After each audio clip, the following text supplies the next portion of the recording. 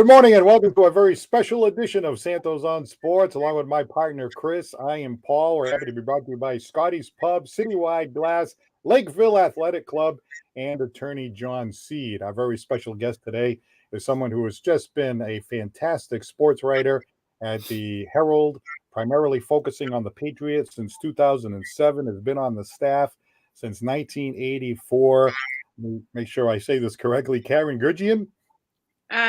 Hard G's, but people call me a lot of different things. So, well, thank you very much for doing this today. And I did want to mention too, you're in the Chelmsford High School Hall of Fame, so that's also a very nice accomplishment. Yeah, I guess it gives me some credential to cover sports. Well, let's talk a little bit about the Patriots. It's been kind of a different kind of a year. I mean, the fans, the Boaston talk shows, they're just all over Bill Belichick about this change in offense. It felt like last year, they got to the playoffs with the offense that they had, the style of offense that they had. Mac Jones, a good year under his belt and a good system, 10-7. People were thinking, okay, this year it's going to be a year where there's going to be a lot of growth and all that. Why in the world would they have to change it all around? To make it simpler. I'll go backwards before I go forwards. The Patriots offense, as we know it, started way back, even before Charlie Weiss took over. It was like the Ron Earhart days. And Charlie Weiss, who came in, was Bill Belichick's offensive coordinator to start in 2000, implemented his part of it. And it's kind of been adopted and, fixed and changed over the years, still with the same base. But it's the minute Brady took over, it sort of got more complex and more complicated, and largely because he's a pretty smart quarterback. And so by the time, Josh McDaniels took over several times, the language became very complicated. What you had to do in the offense, if you weren't the quarterback, whether you were tight end, receiver, that was also pretty complex. Wasn't something like run to point A or run to point B. I mean, it was pretty complex, and some people just didn't ever get it. So with Josh McDaniels leaving and taking quite a few of the offensive coaches with him who understood the offense, I think Coach Belichick decided he needed to simplify the terms. And since he has nobody now who's really coached offense before, Matt Patricia and Joe Judge, it was too hard. Put it this way, it was too hard for them to teach. So that's why I think in part they changed it. Also because I think Bill Belichick has long been a fan of the Shanahan style offense. So I think, to make a very long story short, they basically did it because they don't have a coaching staff who knew how to coach it. Very interesting, Karen. And that being said, the other night we saw play calls from Patricia and we saw play calls from Judge, which is kind of unfamiliar territory pretty much in the NFL. It's almost like an offensive coordinator tryout during a preseason game. Are you surprised Bill didn't find maybe somebody else that would be able to handle this complicated offense that they had run, or at the same time saying, well, I got, some real base with Patricia and Judge. I know them well. I'll bring them in and I'll calm it down. But I thought it was very surprising to see almost like a tryout for two offensive coordinators. Yeah, well, I think Bill's seeing who's going to do it best so he doesn't have to do it, I think. Right. Yeah. But I mean, ultimately, it stuns me that he didn't bring in a legitimate offensive coordinator or some kind of guru work with his prize. I mean, Sure. Mac Jones is their prize. He's That's correct. the guy. He's the guy who's supposed to deliver them, and he stuck them with, two failed head coaches who never coached offense. Now, it makes no sense to us. I'm sure it makes a lot of sense to Belichick because, as you said, he trusts these guys. He trusts Patricia implicitly. He trusts Judge. And just because they're failed head coaches doesn't mean they can't coach a position or run an offense. That being said, the other part to this equation, I think, too, is Bill doesn't have to pay them. As long as they don't have a title like coordinator or whatever, their former teams are still paying them. So Detroit is paying Matt Patricia, and New York is paying Joe Judge's salary. The Patriots aren't. Wow. Well, as I said, we're fans of yours, Karen, and myself, sports junkies like Chris and myself. We love to watch those post-game press conferences. And one of the things that we've discovered over the years is that you have a rapport with Bill Belichick, and you did so with Tom Brady. In fact, I got a kick out of the fact that when Tom came back and Tampa Bay played that game against New England, I saw that little smile on Tom's face when he called on you. And, there's a lot of times where, there's contentiousness between, the media and, Bill Belichick can be grumpy with the media and stuff like that. And, Tom, not so much. But building those relationships, even not only with just Tom and Bill, but with other players. How do you do that? How did you end up kind of being on the good side of the grumpy Belichick and, getting really that connection with Tom Brady? Because I can tell, I think he likes you too. You know what I mean? So how did you accomplish all that? Well, first off, I don't totally avoid the grumpy side of Bill Belichick. So you must have saw it on a good day because he's typically grumpy with the media every day. So as for Tom, I mean, it was just, I was probably a familiar face, and I've been there a long time. And I'd also, take time to chat with him at his locker, not necessarily about football, talk about his kids, and you build that kind of rapport with these athletes seeing you day to day to day. And, I think it's important if you want to establish a relationship, not to come in there with your notebook and recorder every 2 minutes and, take a step back and actually have a discussion with the guy. And Tom and I have had quite a few over the years. So I think that was part of it, and part of the fact that I've probably been there longer than most people. And so now this year, Karen, with training camp and obviously the first preseason game, I'm sure you're starting to work on that repertoire with certain players now. And in this training camp, and even maybe the preseason game, has there been something that you've seen that as a standout, maybe a player, a coach, something that you're saying, wow, that was pretty intriguing. I need to get involved in that, or talk to this person, or see that, or someone standing out on the field? Because, we're not able to see all the training camp and everything. And just going by what we hear, the offense hasn't been that good, and, what's been going on. So what have you seen so far with this team that you kind of like and look forward to the season coming up? Well, I think offensively, if they ever get their act together with this new offensive zone scheme and make that work or click, I think offensively they should be fine. They don't have a lot of top tier talent, but they do have some talent. And actually, the person or player that I'm actually most interested right now is Taekwon Thornton, their second round draft pick and wide receiver. And the reason for that is, obviously he's a second round pick. Obviously, the Patriots haven't had the best luck drafting receivers.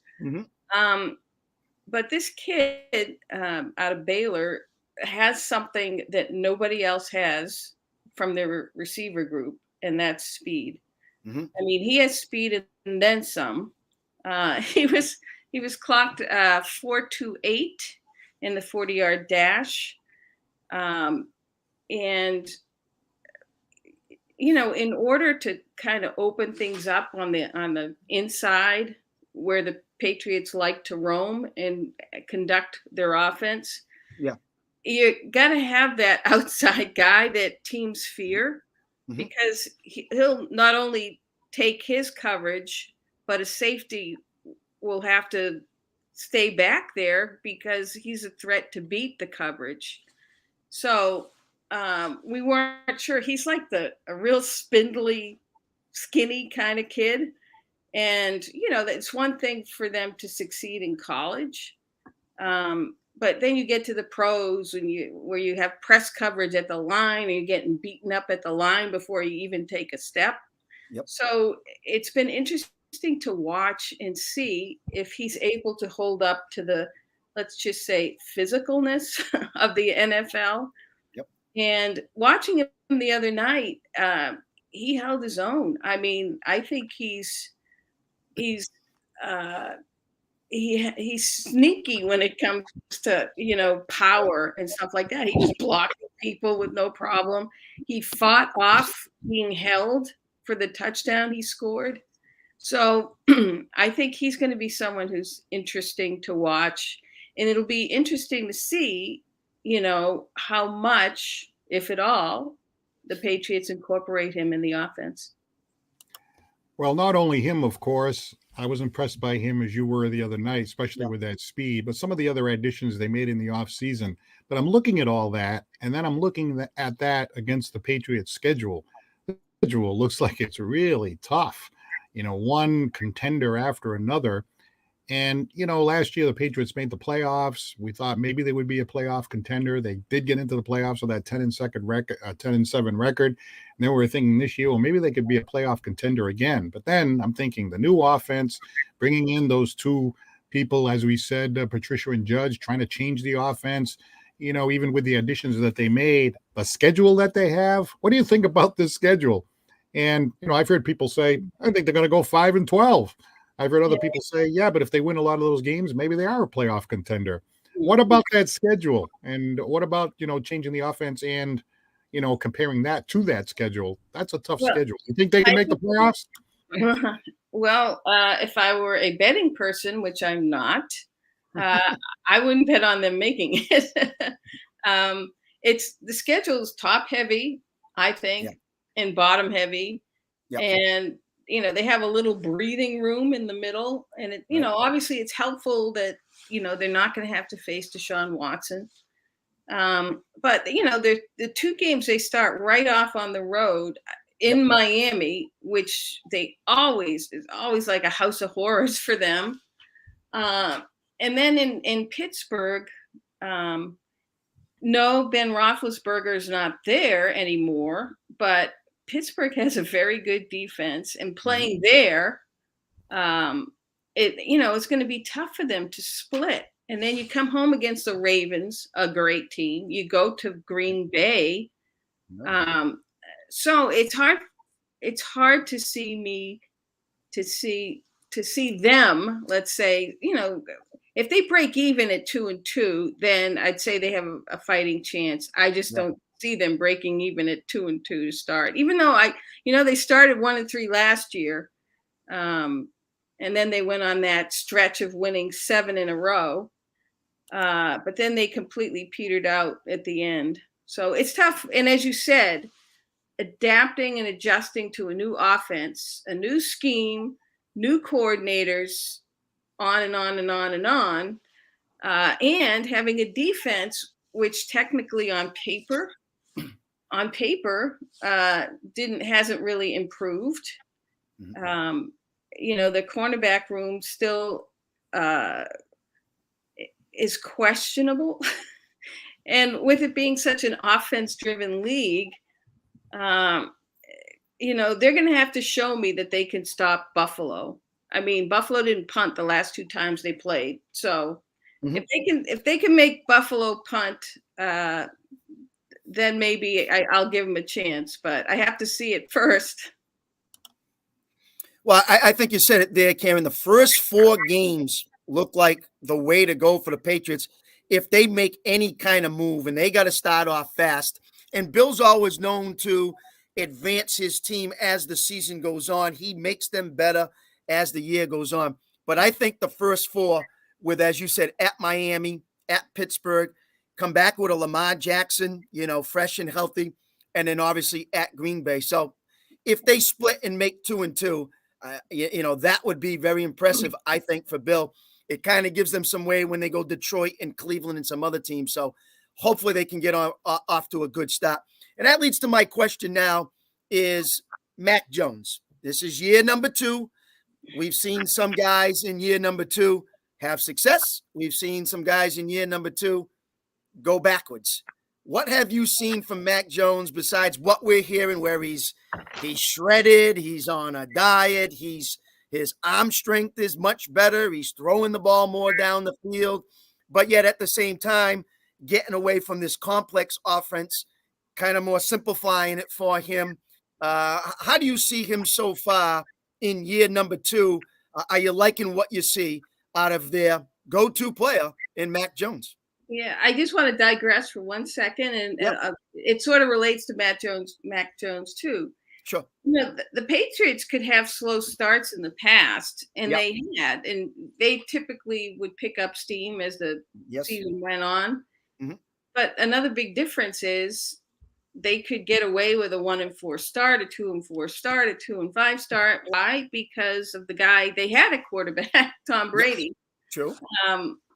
He had a way of kind of fixing all that was wrong ultimately with them.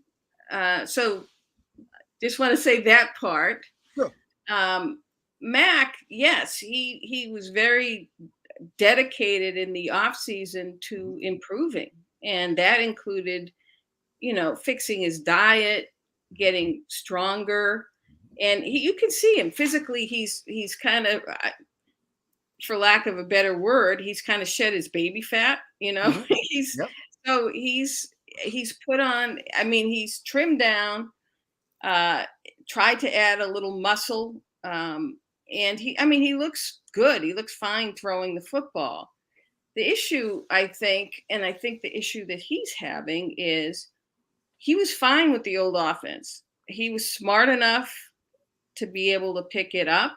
Mhm. And one of his strengths, the offense suited him because he's actually a Brady type quarterback in terms of, make a quick read, get rid of the ball fast. And he was able to read defenses, find the open guy, boom, boom, boom.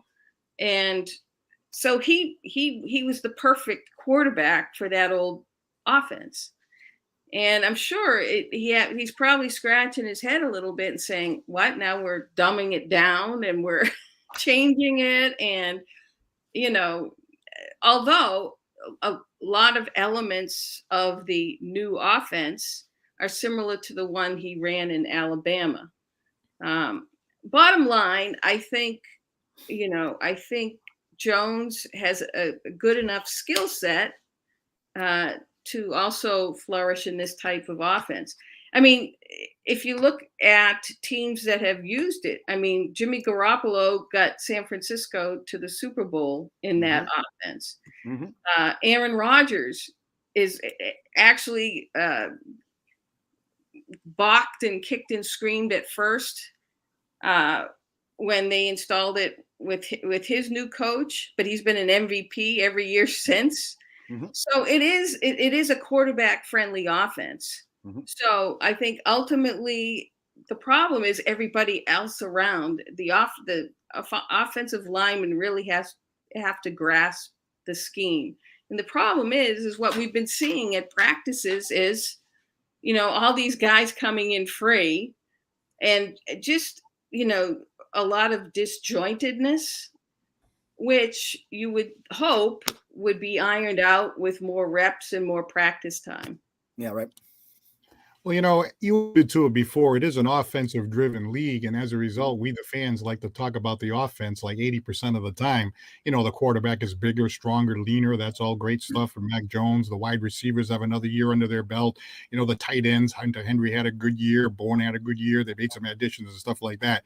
But when Chris and I would talk about it, I always felt that it was the defense that let them down. There were games where, Mac Jones got them within to one touchdown, and then down the field, the other team came and like Niagara Falls, right? So again, and you alluded to too, how they couldn't force a punt against Buffalo. I don't care who the quarterback is. I don't care what kind of offense they install. If you can't stop anybody, you are going nowhere. So the defense scares the living daylights out of me. What say you, Karen?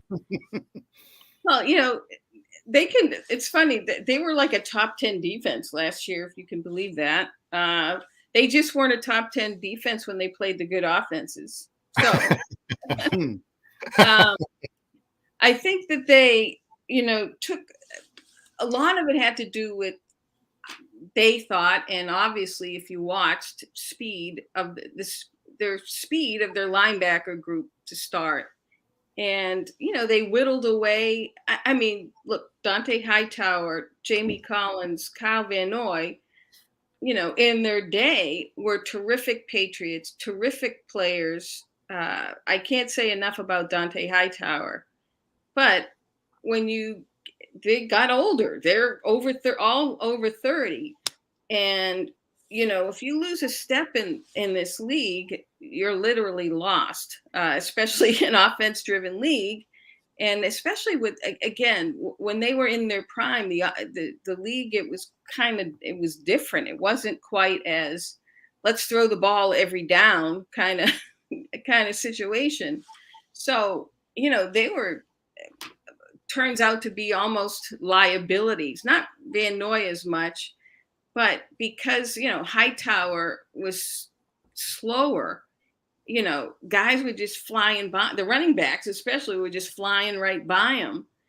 And again, to compete defensively in this league now, you need to combat speed with speed.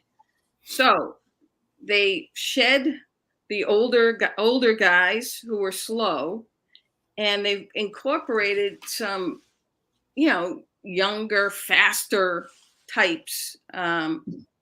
So, again, we'll see how that works out. And the other thing is, for the secondary to have a chance, you have to have a pass rush. You have to be able to get to the quarterback. Yep. They did fine for the first half of the year because Matthew Judon was a wrecking ball. I mean, he was like a one-man force, a one-man pass rush. And then over the last 5 games, he was invisible. So was that because he got tired? Too much was on his plate? He was hurt? Who knows? But the problem was there wasn't somebody on the other side picking up the slack. So if, the Patriots, somebody outside of Barmore, Christian Barmore on the inside, Matthew Judon on the right side, you need the guy on the other side also, getting to the quarterback. And that will inevitably help the back end. Yeah, and kind of finishing up, Karen, this is now 70 years old for Bill Belichick. If this is not a successful season and they don't make the playoffs, are you seeing some changes with Bill Belichick at being 70 and say, maybe it's time to, move on? Or do you see him sticking around a lot longer? Is it going to be like maybe whatever happens this season? How you see him now at 70, figuring out his coaching career coming to an end, or can you see it still lasting a little bit longer with New England? Well, I'm not sure he's totally in control because there's a guy above him who's his boss, Robert Kraft, right? Who's expressed a disdain for, not winning playoff games. So, whether he would bring the hammer down on Belichick is something entirely different. Right.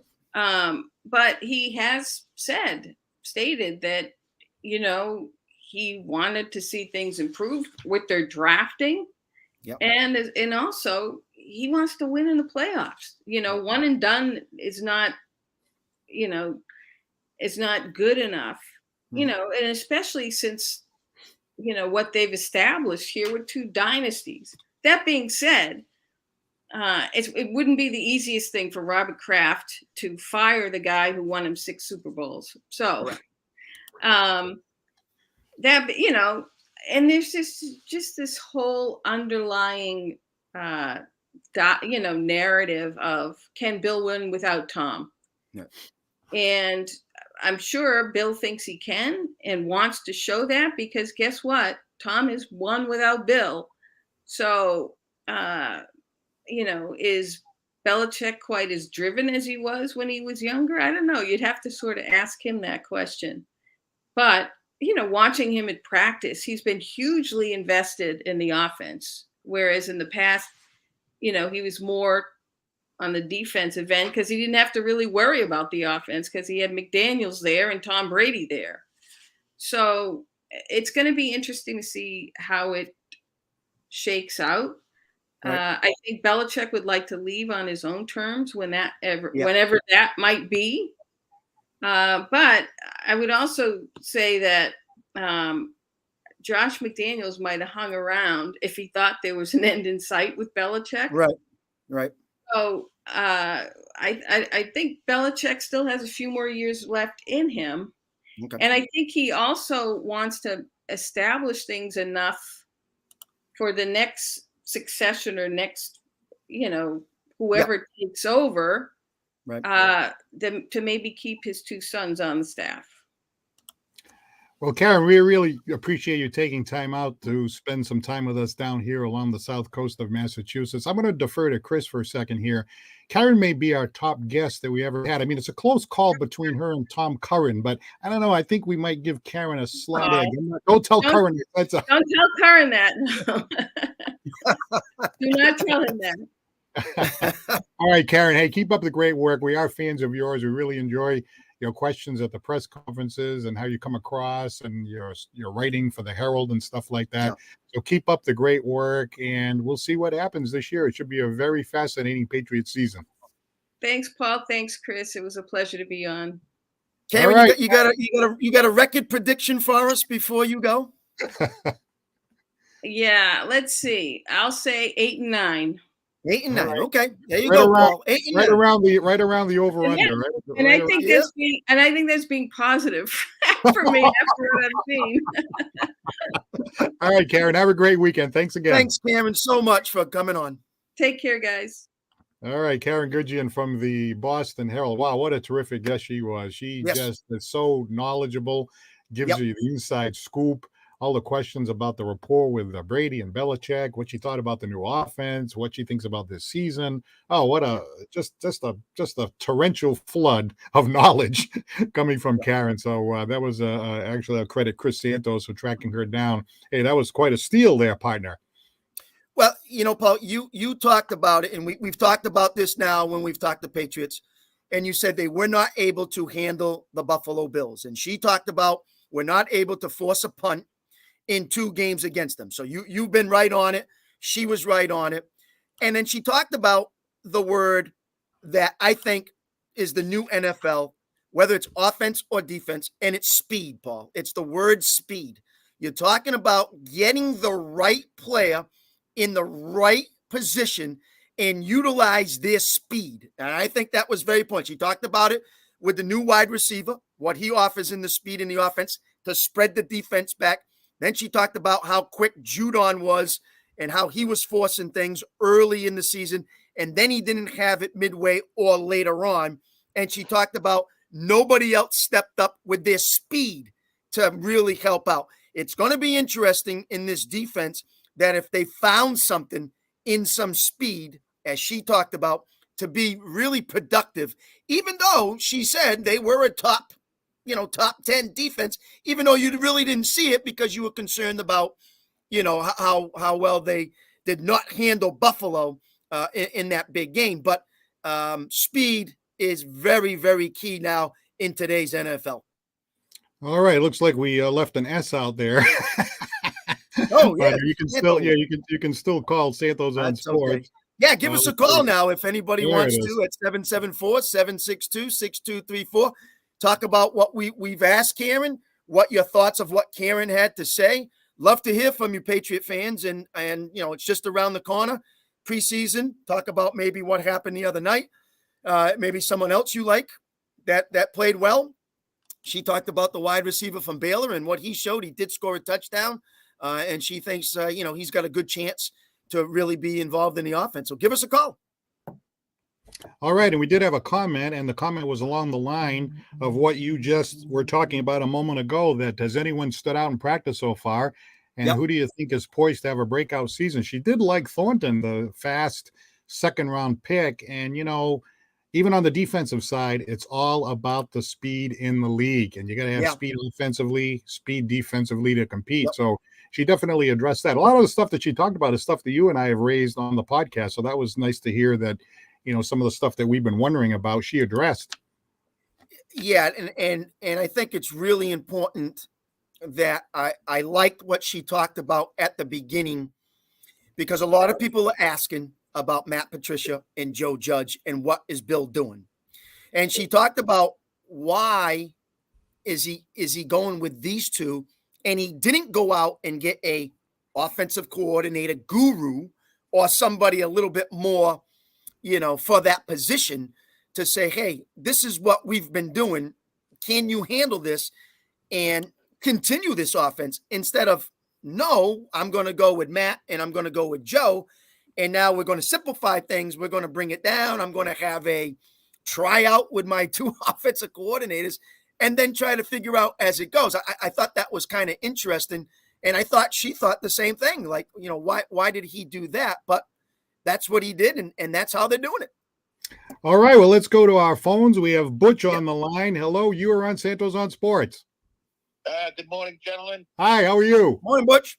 Good, very good. Great guest. Very insightful. Love the way she articulated her answers. Yep. Just brings real credibility to the show. I thought she just did a wonderful job, and she didn't seem to have the axe to grind with the Patriots or Bill Belichick with the way he treats some of the media. She just seemed to rely on facts, which really that's what I look for. I just want facts. I don't want anybody's opinion, unless we ask for it, of course. But great show. I thought the guest was outstanding.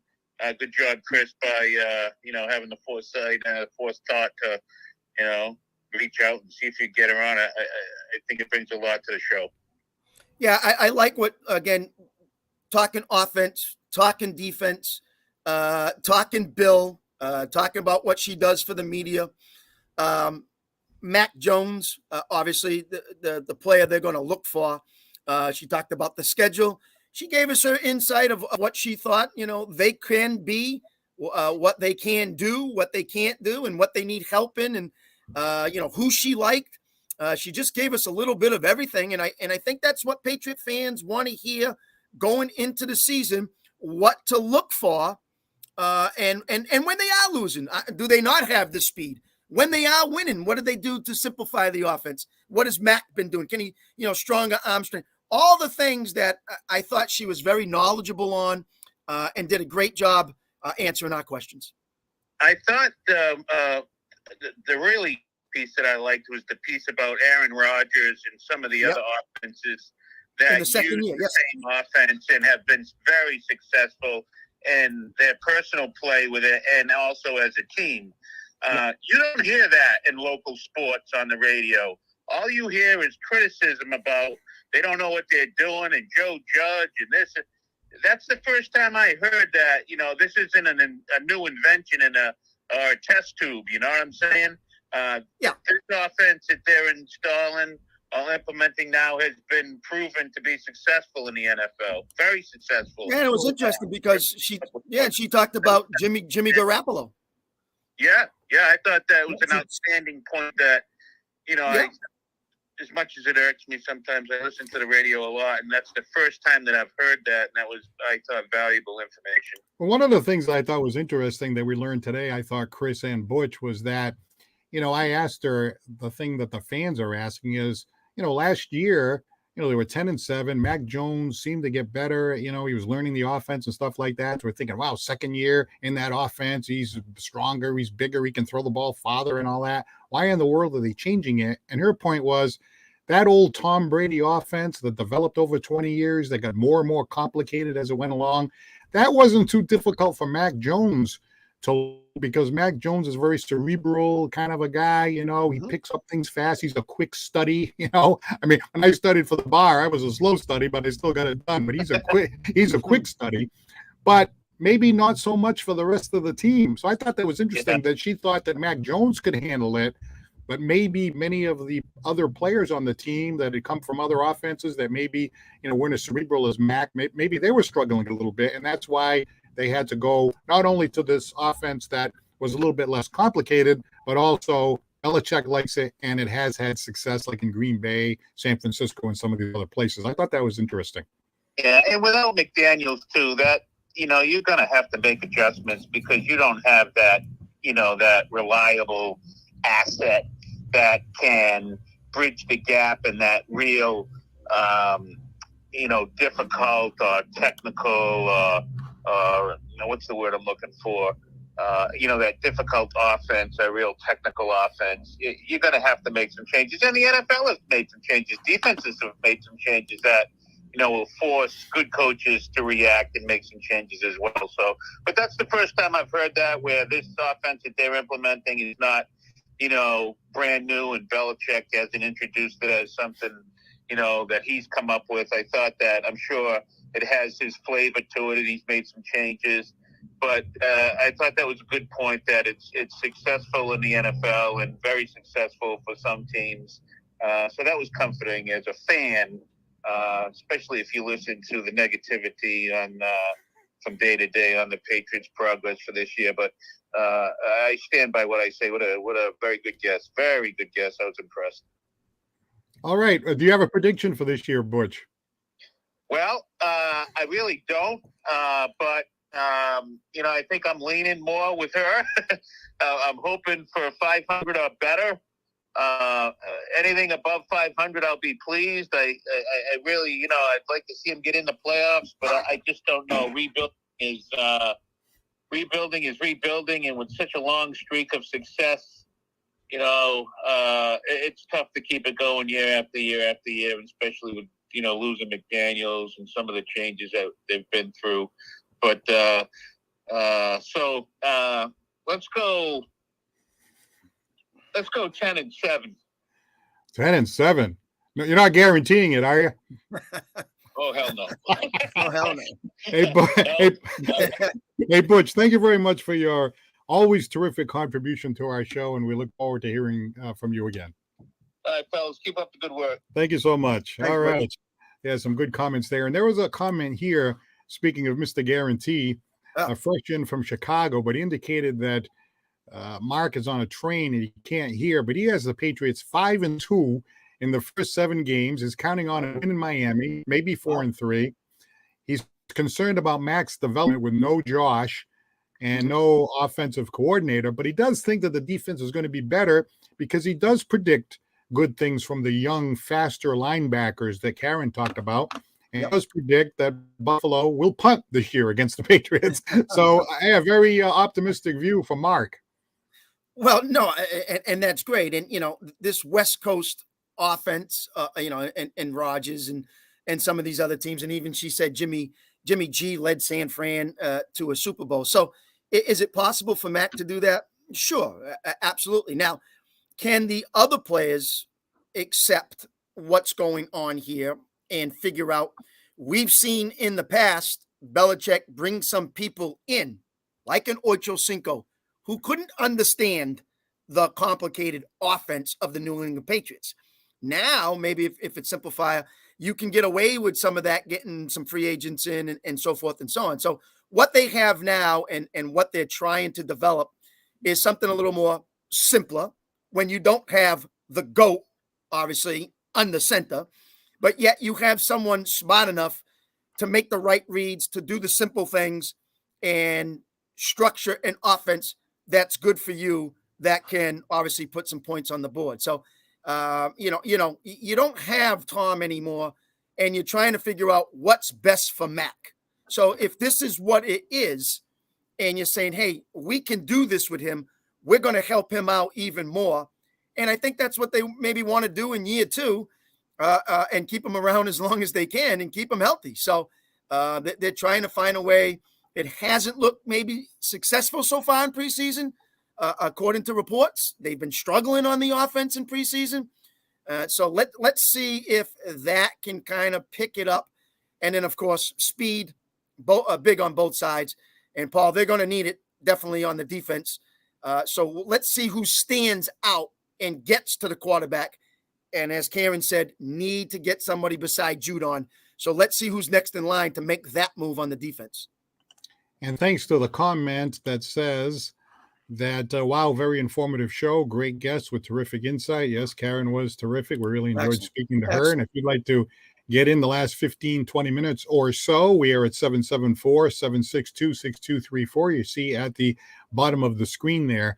The thing that scares me is the lack of time, the lack of time that they have, Chris, to implement this. Now, there's a lot of back and forth. Well, Judge and Patricia maybe aren't the right people. Maybe they should have brought in somebody else, O'Brien or somebody like that. But this is the decision that he made. He's trying to save money. I don't know what the motivation is there. He's not paying these people much by calling them different names and so forth, as Karen had pointed out. Mm-hmm. But, if you had like 3 months or something like that between now and the beginning of the regular season to really get this thing, purring like a kitten, to try to fine tune it, polish it a little bit. I mean, the opening day, what is it, like a month from now or something? Like, they just don't have time, and that scares the daylights out of me. How's this thing going to be successful with that lack of time? Well, you're professionals, Paul. You're not taking a high school team. You're not taking a junior team and trying to figure it out. You guys are professionals. I'm sure that a lot of their schemes and a lot of their new things people have seen before. It's now studying, adapting, and figuring out, hey, this is how we're going to run it. We're pros. We can get this done. And they got to be a unit, 11 guys working together, figuring out this simplified scheme on offense to say, hey, we're going to be okay. And we got a leader who's ready to show everybody in year 2 that he's ready to go. And Karen thought he was ready to go. So that's good to see. Now, as you just said, Matt, Joe, or whoever makes the right calls and the right decisions on this offense. And then, of course, you got to rely on Matt to make checkdowns. You got to rely on Matt to obviously change the play at the line. A lot of things happen, and of course, it's not a lot of time, but that's why you practice every day, and that's why you have preseason games to get it ready. And hopefully, you stay healthy along the way. I mean, last night I heard Zach Wilson got hurt for the Jets, which is their go-to quarterback. That's not good.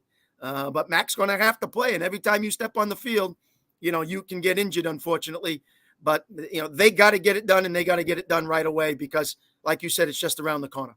Well, in that league, it all starts with a quarterback, and even though Mac is a young guy, they're looking for some maybe more leadership out of them, even though he's, dealing with players that have been in the league 10 years longer, but he's still going to take the bull by the horns as a quarterback. And he made that comment like, hey, I'm the quarterback. I know what doesn't. So that leads me to believe that, when he comes up to the line of scrimmage, obviously it's not just what the offensive coordinator calls, it's what the quarterback decides to do when he comes up to the line, because how often do we see the quarterback change the play? It seems like it happens a lot. Sure. No, absolutely. And that's the kind of league that it is. Next thing you know, he sees something that, oh, wait a minute, they're going to be blitzing. If they blitz here, that's going to ruin this play. So now I got to call an audible. I got to check that. I got to make some moves here and I got to see it. And so that's why they think with his smarts and picking up that offense and figuring out, they're going to be just fine. So I thought he did a pretty good job last year. I really did. And people, they want instant success. And I'm like, man, it's his first year. And he went 10-7 to a playoff game. Give the kid some credit there. I mean, you got people expecting like Super Bowls in their first year, which is really hard.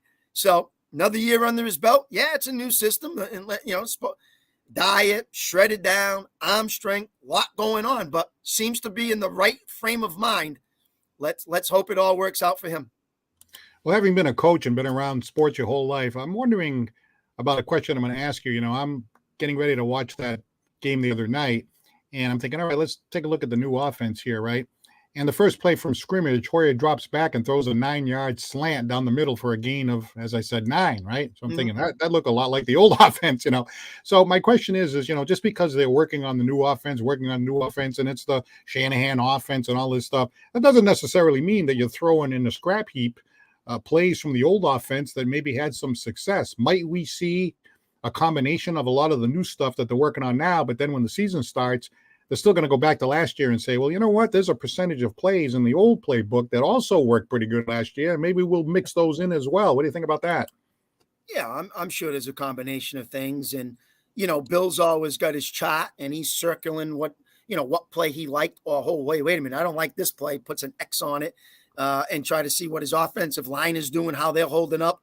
And the same thing that other teams are going to do the same. So, sure, I can see Bill thinking of some plays that they've had in the past and said, boy, I really like this. And now I got a guy maybe who can run that route better than what I've had in the past. So, he'll circle that, keep it in, talk to Matt, talk to Joe, figure out, hey, I want to add this in. I want to put this in. I don't think it's an entirely, new offense. I think it's just a matter of simplifying some things, but at the same time, getting the right personnel in when I'm going back to some of those complicated schemes. Right. Okay. Still time to get in here. It's 774-762-6234. Boy, what a enjoyable guest that was, having Karen here. Chris reached out to Karen. She very nicely accepted the offer. And Chris and I have this running thing where we say,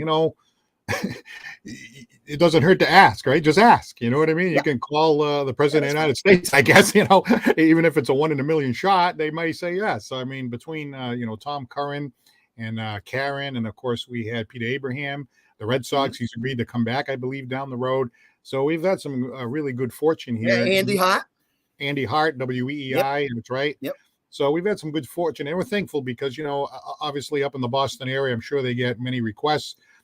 Perhaps they don't get as many as we think. Maybe people are thinking, they'll never do it, so they don't even bother trying, which Chris's idea is just ask them what's That's the worst thing that happen. They don't answer, right? Or they say no, or they can't do it or whatever. So it's really nice because we have a lot of big fans, of course, along the South Coast. We're all out there, Chris and I, along with the other thousands and thousands and tens of thousands of fans down here along the South Coast, and to be able to reach out with somebody with that kind of knowledge, it's really a lot of fun, and she was fantastic.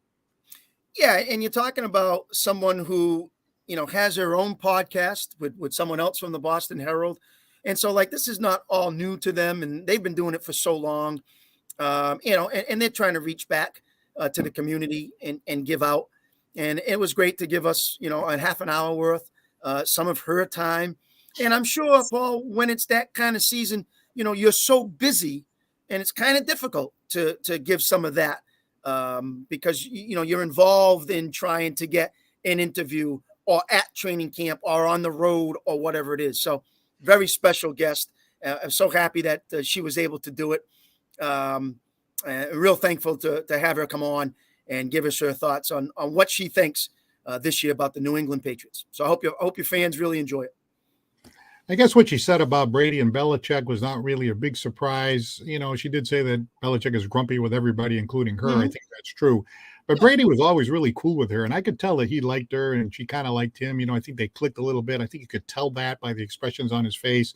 I mean, when he came back, as a member of Tampa Bay, and he was looking at who to call on next, and they said, okay, it's going to be Karen. A big smile came on his face. Hey, Karen, how are you? You could tell it was genuine. It wasn't a phony thing. But that whole thing about going to his locker, spending the time, talking about her private life, her family, his family, all that stuff.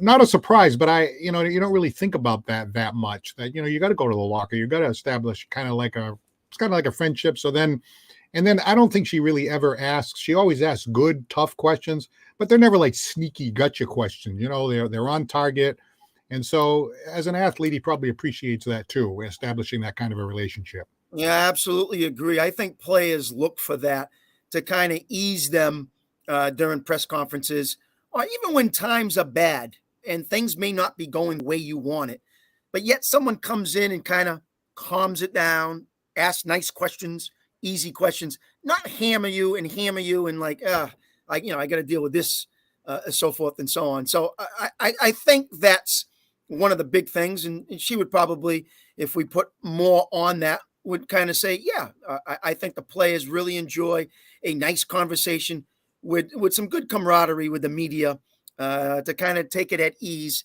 especially when things are not going that well. And I think that's what Karen does, just by, seeing her demeanor even during our show.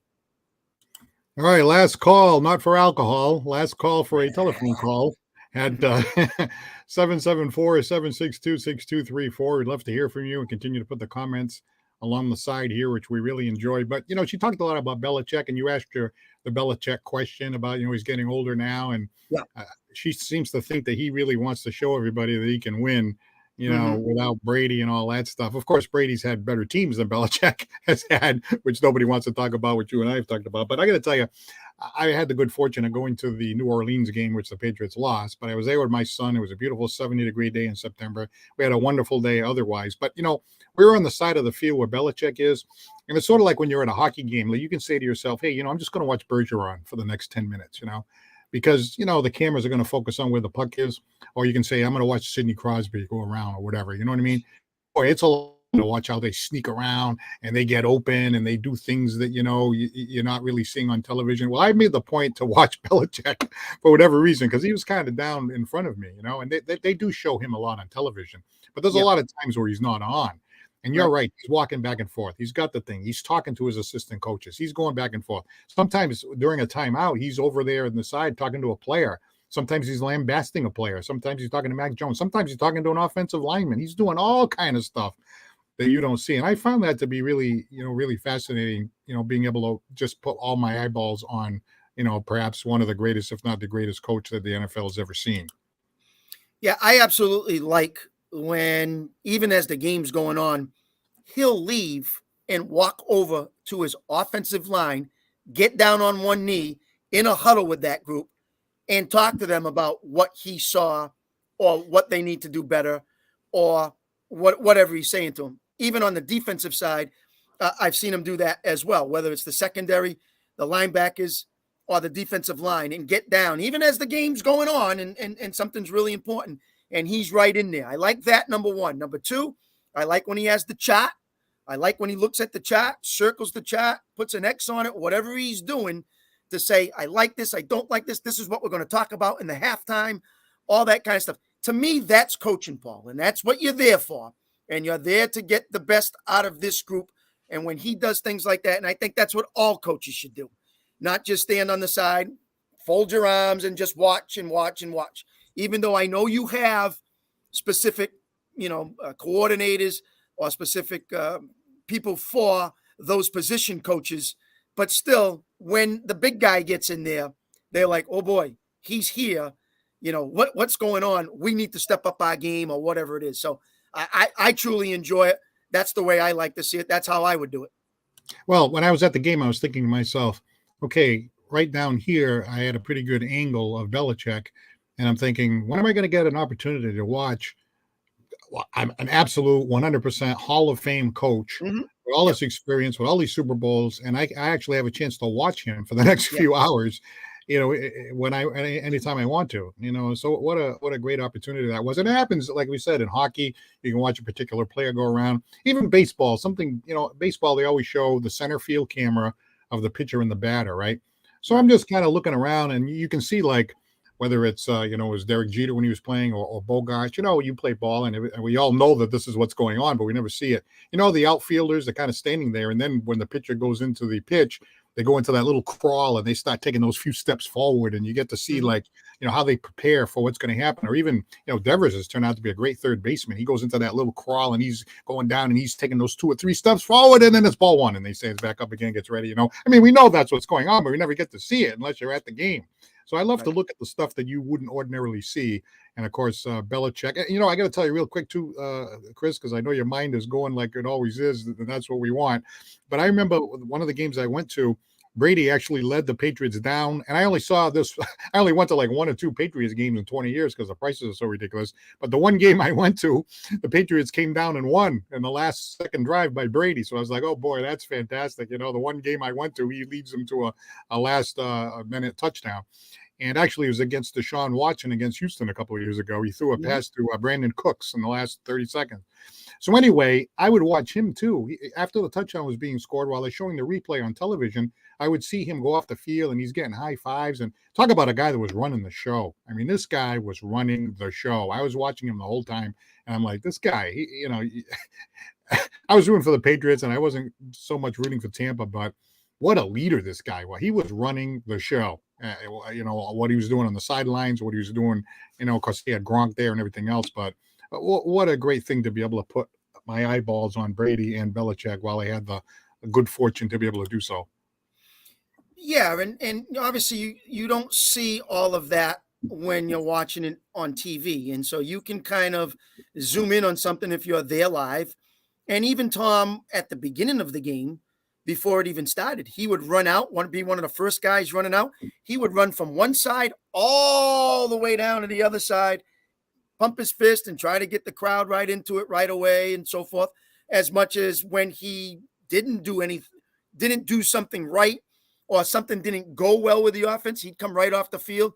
He'd sit right down. McDaniels would come over, or he'd get up, go talk to the wide receivers, go talk to the running backs, talk to the offensive line. As you said, a leader that they trust and say, we're going to go back out there next time and we're going to get it done. And I see some of that from Mac Jones, and I think he will do just fine in year number 2.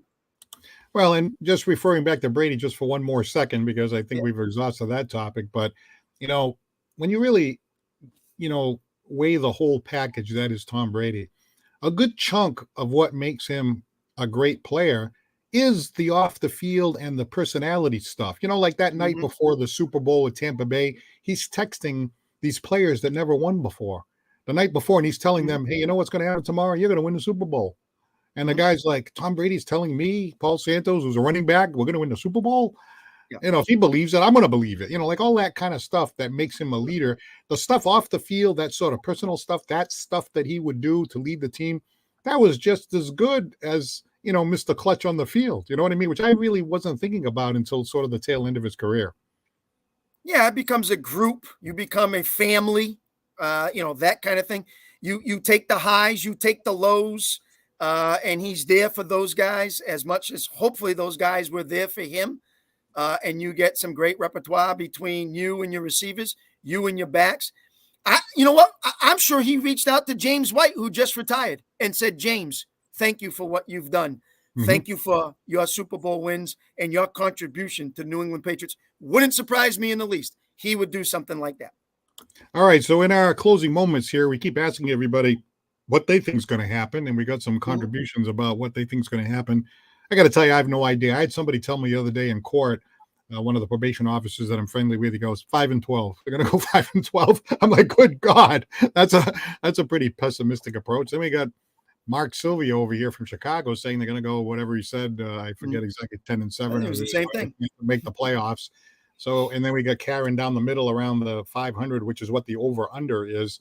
I don't know. I probably thinking somewhere in the middle there. They might steal a game. A couple of those. They're not going to lose every single game to every single good team. I imagine they're going to steal a few of those. So, Karen's probably in the ballpark. What do you think? Well, for me, Paul, I think it's too early to tell. I got to see a little bit more. I got to see some live, first string starters and see what I get out of that. I can't tell right now just from, what I'm hearing in training camp and even the preseason, because right now, Mac didn't play and there was a lot of second and third stringers that they're trying to develop and figure out if they're going to stay on this team, things like that. So I'm still worried yet. I can't really give a prediction out there until I start seeing the first unit and what they really look like. And so as it gets closer, I'll kind of come out then and say, hey, this is what I think is going to happen with them. All right. And while we have a moment here in the closing seconds, we would like to take the opportunity to thank our sponsors, and that is Scotty's Pub, 202 Pleasant Street in Fall River, Citywide Glass, with 3 locations to serve you in Dartmouth, Fall River, and Taunton. Lakeville Athletic Club, 325 Bedford Street in Lakeville, where you can pursue tennis, pickleball, and a whole lot more. And our good friend, former New Bedford High Whaler quarterback and a member of that baseball team that won the state championship at Fenway Park, whose father is a great guy still coaching in New Bedford High School, John Seed, attorney at law, 156 8th Street in New Bedford. And again, we want to thank Chris for getting Karen to come on the show. Karen, I think she said I pronounced it correctly, but maybe I didn't. She was being kind. Guregian from the Boaston Herald for being an outstanding guest. We really had a lot of fun picking her mind. She's a Patriot insider. So good score there, partner. I appreciate it, Paul. And hopefully we can get some more guests down the line like we normally do. We'll talk about it and see if someone else is out there that we haven't had, or maybe get someone back that we've had before who's been such a great guest. So stick around for that, fans, and hopefully I'll have something else for you very shortly. All right. And real quick, I'm going to be on the radio if you're watching this live. Yes. You're watching it playback later. But if you're watching it live, I'm going to be on WBSM Radio in New Bedford today between 1 and 4. We're going to start with an interview with a fisherman who's going to explain how that fishing boat plowed into the cruise ship that I was on when I was on my way to Bermuda. And then tonight at 11:35, my other show, which is the comedy variety show that we do with Chops Turner, where we highlight local talent and stuff like that. We're going to make a debut on Channel 6 in Providence at 11:35. Nice. So watch the 11 o'clock news on Channel 6, and then we'll roll right in. We'll roll right into the Paul Santos live show. So a lot of fun stuff happening here with Santos on Sports and some of those other projects as well. See, now that the kids are grown and gone, I got time to pursue all. Awesome. I listen. I heard you were singing the other day. That's how happy you were over at the feast. Is that true? Yeah, that's true. In fact, if you haven't seen the clip, just go to my Facebook page, Paul J. Santos, and scroll back, and there's actually a clip up there. I got so many comments about that stuff, the whole Frank Sinatra gig, you know. So, wow. hey, again, absolutely true. We're just trying to have some fun in the, this is a ball game here. I think I'm probably in the 7th inning, something like that. So I want to have a strong close. I want to have a strong finish. The middle relief, it started out good. The middle relief was a little shaky, but I want to have a good close at the end anyway. Hey, Chris, awesome. That was fun. That was a lot of fun. Thanks, Paul. And fans out there, enjoy it. And we'll see you obviously next week. All right. For my partner, Chris Santos, I'm Paul Santos for Santos on Sports. We'll talk to you again next week, and be safe. Talk to you.